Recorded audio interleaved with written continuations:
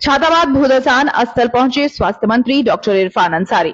प्रभावितों को मुआवजा और पुनर्वास का दिया भरोसा। धनबाद जिले के कतरास थाना क्षेत्र के छाताबाद में 1 महीने के भीतर दूसरी बार हुई भूदसान की घटना के बाद लोगों में भारी आक्रोश है। 6 अगस्त को हुई घटना में करीब 20 घर जमींदोज हो गए थे। 3 दिन बीत जाने के बावजूद बीसीसीएल की ओर से राहत और बचाव कार्य शुरू नहीं किए जाने का आरोप लगाया जा रहा है। स्थानीय लोगों का कहना है कि एसटीजी आउटसोर्सिंग कंपनी की हेवी ब्लास्टिंग के कारण यह हादसा हुआ। मुआवजा और पुनर्वास की मांग को लेकर ग्रामीण एसटीजी आउटसोर्सिंग कंपनी परिसर में अनिश्चितकालीन धरने पर बैठे हैं। इसी बीच राज्य के स्वास्थ्य मंत्री डॉक्टर इरफान अंसारी छाताबाद पहुंचे और हालात को जायजा लिया। स्वास्थ्य मंत्री डॉक्टर इरफान अंसारी ने सबसे पहले भूदसान प्रभावित इलाके का निरीक्षण किया। इस दौरान स्थानीय लोगों ने उन्हें अपनी समस्याओं और नुकसान की जानकारी दी। इसके बाद मंत्री एसडीजी आउटसोर्सिंग कंपनी परिसर में चल रहे हैं धरना स्थल पहुंचे और आंदोलन को अपना समर्थन दिया। मंत्री ने कहा कि जब तक प्रभावित परिवारों की मांगे पूरी नहीं होती तब तक धरना जारी रहेगा। उन्होंने बीसीसीएल की कार्यशैली पर नाराजगी जताते हुए कहा कि स्थानीय लोगों को सीआईएसएफ की बंदूक के बल पर डराने की कोशिश बंद होनी चाहिए।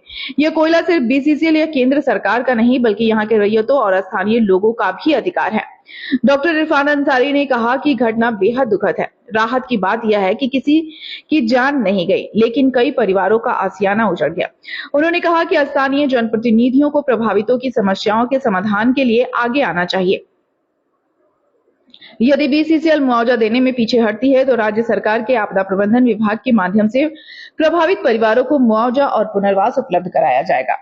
जिला प्रशासन को जानकारी है, हमारे एसडीओ भी आए हैं, डीएसपी भी आए हैं, सारे पदाधिकारी आए हैं, लेकिन जो सच्चाई ये है कि बहुत बुरा हाल है। नहीं सकता, मैं पहली बार आया हूँ यहाँ और घर गिर गया, भूदसान हो गया। ये तो थैंक्स टू ऊपर वाले की कोई हादसा नहीं हुई। 3 बजे हुआ तो अब विस्तृत रिपोर्ट हम बनाएंगे और जिनका घर गिरा है उनको आशियाना हमारी सरकार देगी। दूसरा ये है कि बीसीसीएल क्या कर रहा है, इलीगल माइंस हो रहा है, कोयला चोरी हो रहा है और आप चुपचाप हैं, धरना दे रहा है। तो सीआईएसएफ का जवान को आप अलग डिप्यूट कर दिए हैं। अरे ये अपने हैं, ये मालिक है यहाँ के लोग, इनसे वार्ता कीजिए। यहाँ बंदूक दिखाइएगा तो ये ठीक नहीं होगा। मैं थाना प्रभारी और सीओ को भी बोल के जा रहा हूँ कि इन लोगों से वार्ता कीजिए। ये हमारे लोग हैं, ये हमारे वोटर हैं, ये यहाँ के मालिक हैं, इनके कारण हमारी सरकार बनी है। और आप कष्ट में होइएगा तो इरफान अंसारी को छल गया क्या? मैं यहाँ आया हूँ, मैं फिर से कहना चाहता हूँ, एकदम हमारे तमाम कांग्रेस नेता लोग भी आए हैं, इनको चिंता है आपकी। याद रखिएगा, मुसीबत में हम ही लोग काम आते हैं और आपके साथ हम लोग खड़े रहेंगे, कदम से कदम मिला के चलेंगे। अभी आशियाना के द्वारा जो धरना प्रदर्शन दिया गया, मैंने वहाँ अपनी बात रखी। मैंने कहा कि सांसद को भी मैंने कहा, विधायक को भी मैंने कहा, आप भाजपा के हो, कम से कम ये लोग अगर हैं, ये दलित लोग मारा जा रहा है, मेरा अल्पसंख्यक लोग मेरा मारा जा रहा है, इस पर आपकी नैतिक जवाबदेही नहीं बनती है? इसके आंसू आप नहीं पहुँचेंगे क्या? इनका सहारा नहीं बनेंगे? और नहीं बनेगा तो बता दीजिए, हम लोग हैं ना भाई। इरफान अंसारी जिंदा है, याद रखिएगा। मैं किसी कीमत पर इनके साथ अन्याय नहीं होने दूंगा।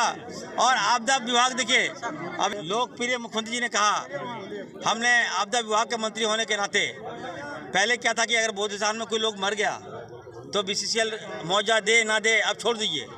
अब हमारा विभाग मुआवजा देगा, इरफान अंसारी मुआवजा देगा। याद रखिएगा। कौन बोल दिया केंद्र सरकार का कोयला है? यहाँ के लोगों का कोयला है, यहाँ के रैयतियों का कोयला है। याद रखिएगा, ये धरना निकाल दीजिए।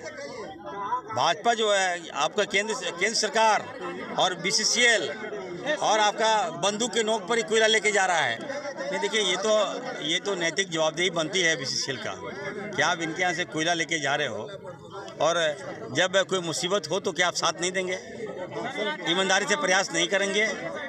इसलिए मैं कह रहा हूँ हम लोग साथ में चल